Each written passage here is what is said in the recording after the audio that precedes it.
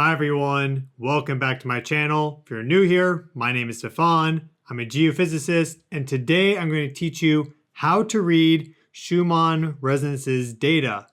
Schumann resonances are extremely low frequency wavelengths of light that exist near 0 Hertz.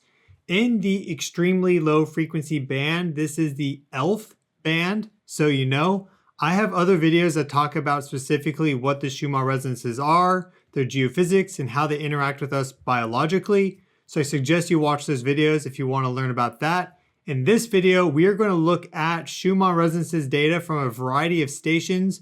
I'm going to put the links to all these monitoring stations in the video description, and I'm going to teach you how to read this data yourself so you can look at it anytime you want. So we'll start with the Space Observing System.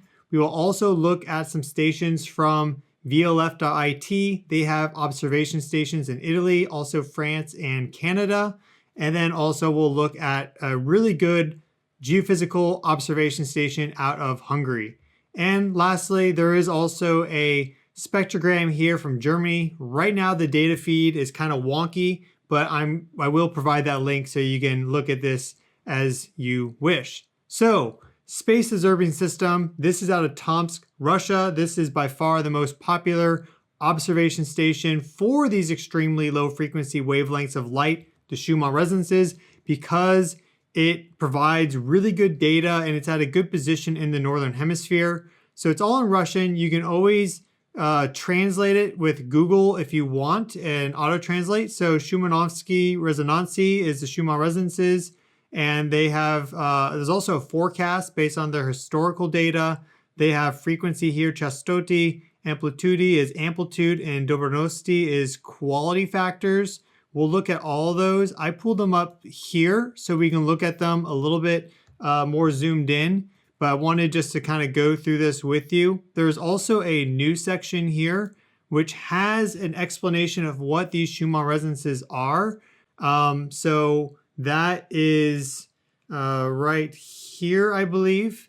And this is the forecast, as you can see. And they also have an explanation of what the Schumann resonances are and how they measure this extremely low frequency noise in the light spectrum. You can read it here, just translate it into English if that is your dominant language. But let's start with this spectrogram. This is the vertical electric field. The electromagnetic spectrum has different components. There's the electric field, there's the magnetic field. We're looking at a vertical electric field. So this is the electric field oriented vertical to the Earth from 0 to 40 Hertz. So you can see here, 0 there, and then it goes down to 40 Hertz. So it's oriented from 0 at the top to 40 Hertz at the bottom. And then the time axis stretches across here. This is collected in Tomsk, Russia. So that's UTC +7. First thing you'll notice is this Schumann resonance mode 1 at 7.8 Hertz on average, stretching across this data picture that we're looking at. And you'll notice that it is generally a green color. There is some yellow and orange and even white there. That is a higher power signal. Yellow is a little bit less than white in terms of its power. Green is about in the middle. And then as you can see here, blue and dark blue is low power, so low strength, low amplitude. So we see that mode 1 here is the widest band. It is the biggest band, it's the most powerful band. Mode 2 of the Schumann resonances is at 14 Hertz, and you can see that stretching across here. Mode 3 is at 20 Hertz, stretching across here. You can see the diurnal activity where it goes up in power during daylight hours and then it goes back down. And then you see mode 4 there at about 25, 26 Hertz. And mode 5 at 33 Hertz is just a shadow going across here. Sometimes it lights up. And the reason why it's so faint on this spectrogram is because they apply a noise notch signal on it. So it cuts off any frequencies below 32 Hertz from this data feed. So we see some lower frequencies here in this spectrogram. These would be like PC1 geomagnetic pulsations. Anything sub 5 Hertz is a geomagnetic pulsation. We see with this data that we had some here. Just in general, you can look at this and you can see the variability in the Schumann resonances when they are stronger, when they are weaker, the diurnal variations. You can see how the modes are relative to each other. Mode 1 is strong, mode 2 is weak, mode 3 maybe is stronger than normal. So these are things that you can look at. Here, for example, you can see how the data, or not the data, the energy is kind of meshing between these two. There is in general a cloud of energy from this mode 2 at 14 hertz to mode 3 at 20 hertz. So this entire part of the spectrum from 14 to 20 hertz was more active and powerful than normal for this about 3 to 4 hour stretch right there. You can see that mode 2 really activated here during this period of pulsations up top near 0 hertz, and then mode 1 at 8 hertz, 7.8 hertz. That range stayed powerful as it usually does. And normally it would go through a diurnal variation right here where it goes down in power, but you see that it stayed powerful and strong and high in amplitude. So they also provide amplitude plots. This is relative amplitude compared to each other. And I can zoom this in here. We can see A1 is for mode 1, A2 is for mode 2, A3 is for mode 3, A4 is for mode 4. The colors don't mean anything other than a way for differentiating them betwixt each other. And you see that right now the Schumann resonances are fairly low power, at least as observed in Tomsk, Russia. The top amplitude is 11.6 for mode 1. Sometimes it goes up to 30, 40, 50, even like 100 and beyond, depending on space weather and local factors like thunderstorms.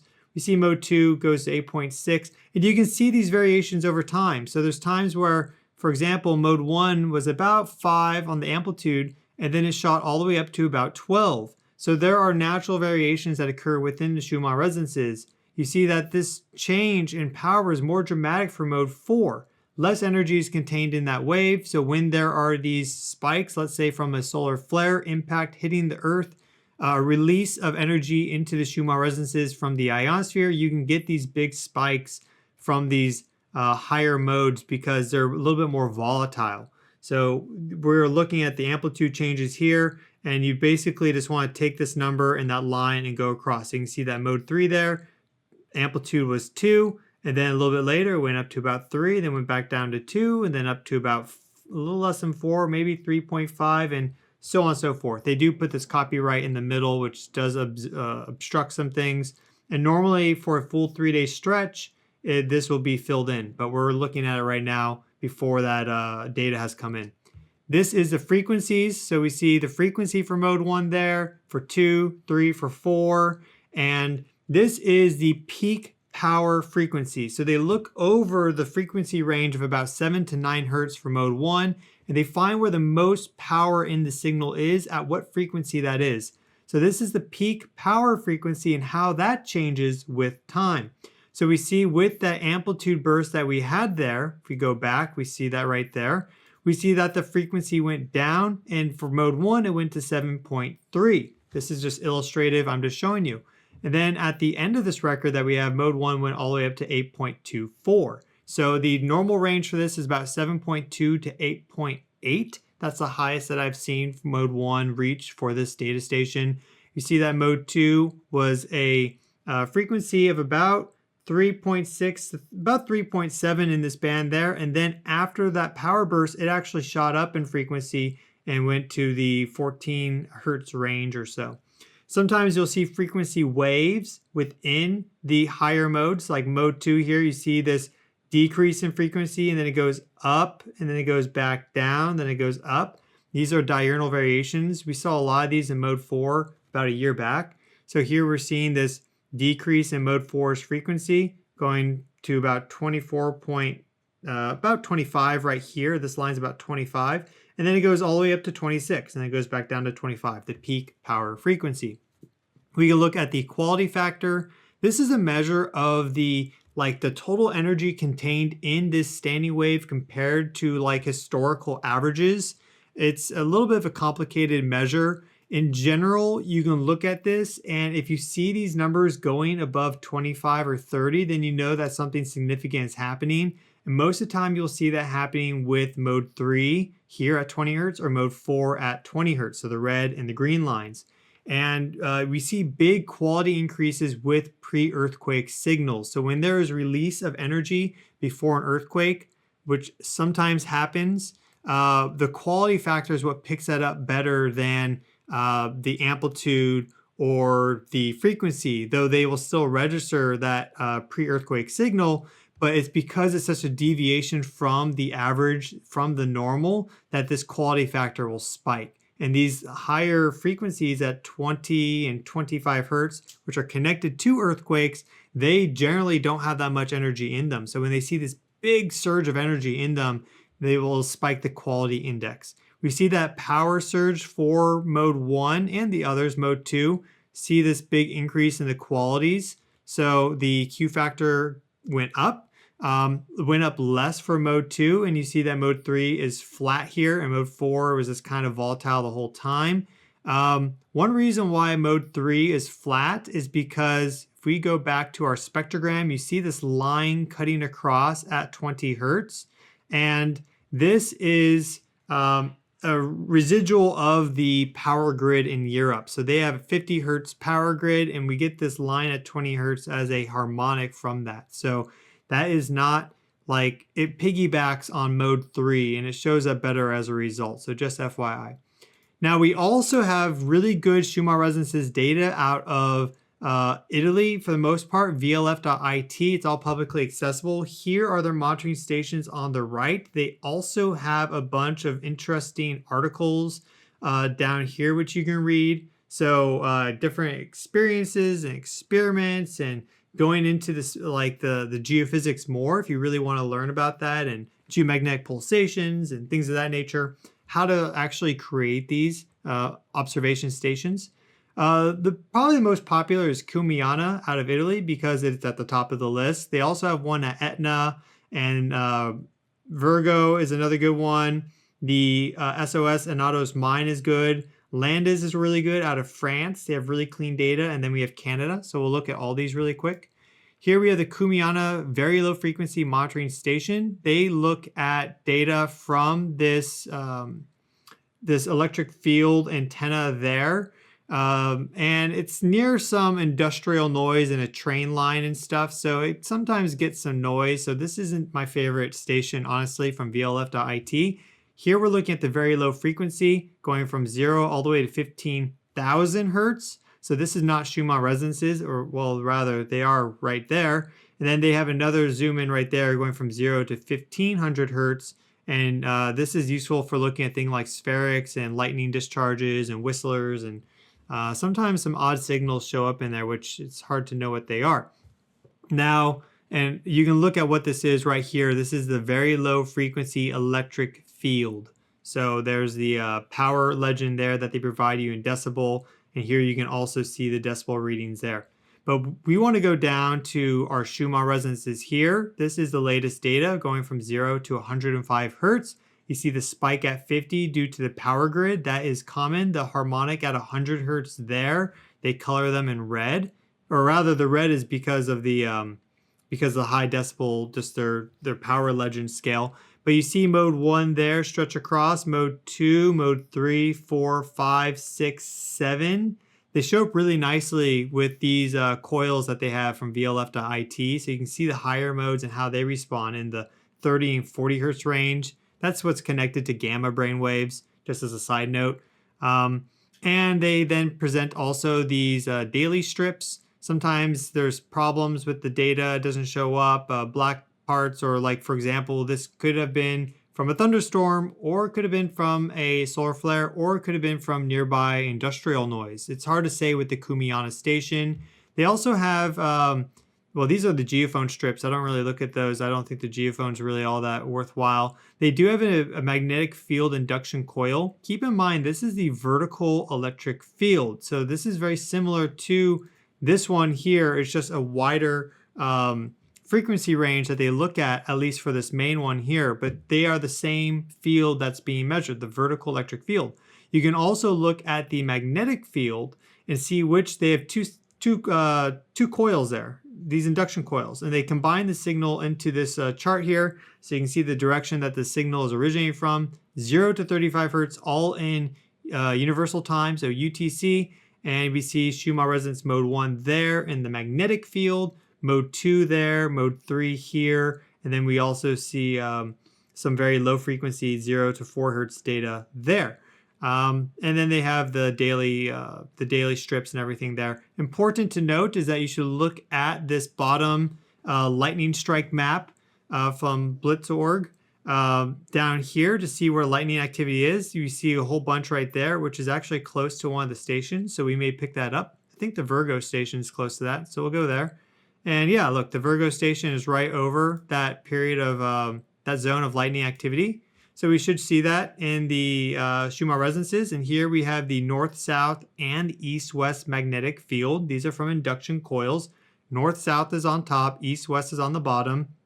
And these are from 0 to 50 hertz. And we can see that this is, we're getting some spikes in the background electromagnetic field because of that lightning activity over this location of the planet. So these thunderstorms and electrified rain clouds and things of that nature carry a lot of extremely low frequency energy with them. So we see these spikes there, that's normal, but we still see the Schumann resonances there. This is mode 2. Mode 1 is right here, mode 2, mode 3, mode 4. This is again north-south up top, east-west down below. They can combine them into this, and then you get this orientation diagram here. The colors are based on the direction of the signal, and they have various strips that they do. So again, they have the lightning situation down here. Very, very useful.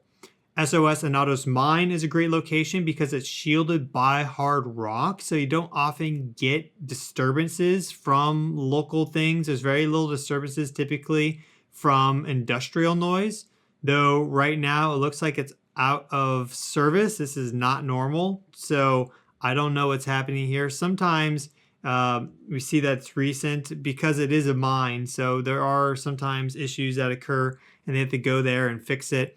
But we see the normal Schumann resonances here with this weekly strip, and you can see mode 1 there, mode 2, mode 3, mode 4 going up. Sometimes you get these slight bursts there. This is abnormal, so that is not normal data. And they also have a magnetic field. This again is the this is also the magnetic field. There is no vertical electric field that they're measuring here, just the magnetic field. But this is a zoom in going from 0 to 10 hertz. They also have a station out of France. Here is the coil, and it's really nice, clean data. You can see it here, 0 to 50 hertz, and there's no other stuff like geophone trace or whatever. There's Schumann resonance mode 1, mode 2, mode 3, mode 4 at 26 hertz, mode 5 at 33, mode 6 at 39, even 45-ish hertz pops up. Really good data. This is the magnetic field, so it's not the vertical electric field. And excuse me, it goes from 0.2 to 48 hertz. At the bottom, it's 0 to 5 hertz. This is good for identifying geomagnetic pulsations like PC 1 through 5. And then they have various representations of the data here. So you just, again, read what's up top, and then you can make your, judgments and observations, etc. This is the coil out of Canada. I'm only showing this just because this is a good North America station that's publicly accessible, but they've been having problems with the data recently. So it's been looking like this for a while. I think there's just as you can see, there's just an issue. Either something is nearby that's just causing a bunch of electromagnetic noise, or there's like some wiring issue. So, but they have the electric field.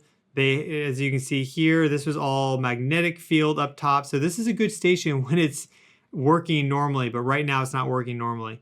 You can see the Schumann resonances here still, but yeah, there's something wrong with this receiver setup. So just FYI though, this is another good station, and they are all from vlf.it, link in the video description. Now we can go to one of my favorite monitoring stations, which is out of Hungary, right near Vienna. And they show the north-south, the east-west magnetic fields, and the vertical electric field. Now, the reason why you can measure the magnetic field in the vertical direction, but it's basically the electric field is dominant in the vertical direction because the ionosphere is above us, and that's creating this very strong vertical electric field. So you measure the magnetic fields because they're orthogonal to the electric field. You measure the magnetic fields in the east-west and the north-south direction. So you can see that here also here. And then down below that, they have the amplitude for the vertical electric field here. That is EZ. You see the amplitude scale, and then they show the frequency variations for modes 1 in black, mode 2 in blue, and mode 3 at 20 hertz in red. So we can zoom in specifically on this data. Here we see a big burst in the extremely low frequency field, including the Schumann resonances there. So sometimes you get this. And when this happens, sometimes this amplitude scaling and charting and the frequency charting doesn't work, just FYI. But you can see how this registers differently in the vertical electric field as compared to the horizontal magnetic fields, east, west, and north, south. So this is important to know, but you can characterize some of these changes here. It's not as high resolution as we get out of Tomsk, which is why this is the king. But this is still very good for looking at what's happening in that part of Europe and also for corroborating that data with these other stations that I'm showing you. So you can get there by going to this website, and then it's under data and then Schumann resonance. And so, yeah, this is what it looks like on a stormy day, you could say. This was from a space weather impact. So you can see how much that really amplifies the energy in these extremely low frequency fields of light. Then we have data out of Heidelberg, Germany, and normally this looks good. It's one of these combined magnetic field sensors where it's showing the direction based on the color and then also the decibel rating. But right now it's just out of service or something. Normally it doesn't look like this, so it's not really useful, but the URL will be listed below, and they have different frequency ranges in these graphs here. So this is like 0 to 24,000 hertz. So you have to scroll down until you see the one that is 0 to 90. The one right above it is looking specifically for submarine communications because they use this like 80 to 84 hertz range right there. That's able to pierce through the ocean and be picked up at depth by submarines. And then they have all these other ones here too. So Schumann resonances are even actually cuts off. It goes from 50, so you don't see them there. And then the lightning map at the bottom below. But that is the spectrogram that you want to look at for Heidelberg, Germany. And that one is useful at times as well. So I hope you found this video useful and that you've learned how to read the Schumann resonances a little bit better as a result. If you'd like to learn more about what the Schumann resonances are, then you can watch my introductory video here, 6 minutes long. And if you want to learn how they interact with us biologically, I have a longer video here which you can watch, and I hope you find that enjoyable. Thanks so much and have a great day.